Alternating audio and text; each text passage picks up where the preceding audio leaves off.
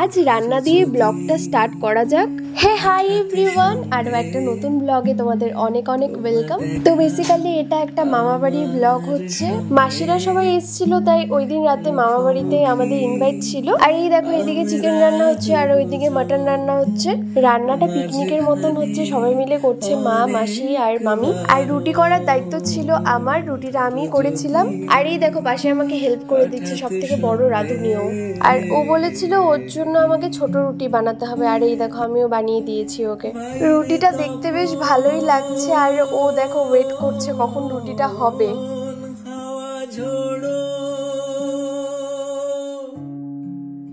আর ও রুটি হওয়ার পর ও ভীষণ খুশি হয়েছিল। রুটি বানাতে খারাপ লাগে না, কিন্তু রুটি বানানোর পর হাতের অবস্থাটা খুব খারাপ হয়ে যায়, এই জন্য আমার ভালো লাগে না। সবার জন্য রুটি বানানো কমপ্লিট হয়ে গেছে। এরপর আমি ভাইদের মাঝে চলে গেছিলাম, ওদের সাথে একটু আড্ডা দিচ্ছিলাম, সাথে আমাদের কুরকুরে পার্টিও চলছিল।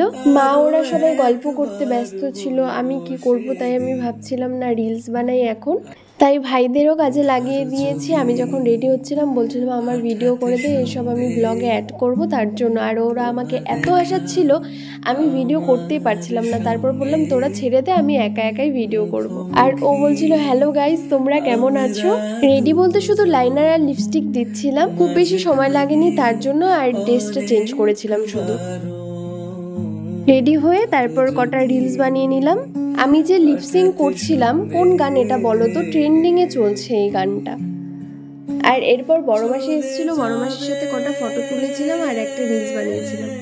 আমার রিলস বানানো কমপ্লিট হয়ে গেছে। আমার রিলস বানানো কমপ্লিট হবার পর আমার বোন বলছে রিলস করার সময় নাকি আমার মেকআপটা ভালো হয়নি, তাই ও আমাকে এখন মেকআপ করিয়ে দেবে। আমার খুব ভালো লাগলো প্রফেশনাল মেকআপ আর্টিস্টের কাছে সেজে। তোমরা যদি কেউ সাজতে চাও তো আমাকে বলতে পারো। আর ও মেকআপ শেষ করার পর ক্যামেরার সামনে এসে ভাবছিল কি বলবে। তারপর চলো দেখি মা ওরা কি করছে। সবাই বসে বসে গল্প করছে আর প্রফেশনাল মেকআপ আর্টিস্ট মাসিকে সাজিয়ে দিচ্ছে। মারা সব বোনেরা একসাথে হলে ওদের আর গল্প শেষ হয় না। আর এই দেখো ভাই আসার পর সবাই মিলে ওর সাথে গল্প করছে। আমার খিদে পেয়ে গেছে, এবার আমি খেতে বসবো। আর এই দেখো আমি নিয়ে নিয়েছিলাম লেগ পিস, আমার খুব পছন্দের। আর কি ব্যাপার, আমি যে খাচ্ছি তোমরা দেখবে না? আরে দেখতে বলেছি বলে যে একবারেই তাকিয়ে থাকবে, তাহলে তো আমি খেতেই পারবো না এভাবে যদি তোমরা তাকিয়ে থাকো আমার দিকে। যাও এবার ঘুমিয়ে পড়ো, অনেক রাত হয়েছে, ব্লগ দেখার দরকার নেই, আমি এখন খাই ভালো করে। তেমন কিছুই না, ব্লগের মাঝে একটু ইয়ার্কি করছিলাম। সব সময় কি সিরিয়াস ভাবে ভয়েস ওভার দিতে ভালো লাগে? পরদিন আমি যাচ্ছিলাম ফটোশুট করতে। প্রথমে চলে গেছিলাম চৌপতিতে, তারপর ওখান থেকে আমরা আমাদের লোকেশনে পৌঁছে যাই।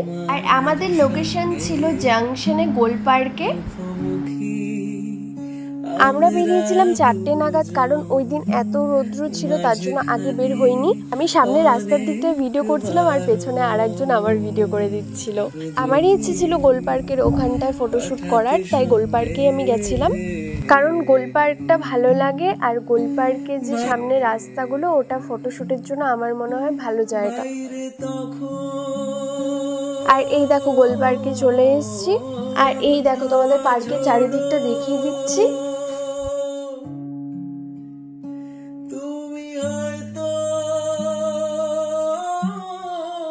ফটোশুটের একটু ভিডিও করে নিয়েছিলাম ব্লগে দেবার জন্য, সেটাই তোমাদের সাথে শেয়ার করছি।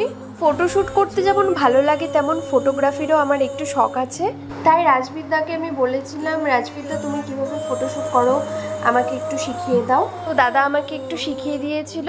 ফটোগ্রাফি কমপ্লিট করে তারপর আমরা সবাই মিলে গরমের মধ্যে ফালুদা খেয়ে নিই। তো এই ছিল আজকের একটা ছোট্ট ব্লগ, আশা করি তোমাদের ভালো লাগবে। দেখা হচ্ছে অন্য কোনো ব্লগে, টাটা।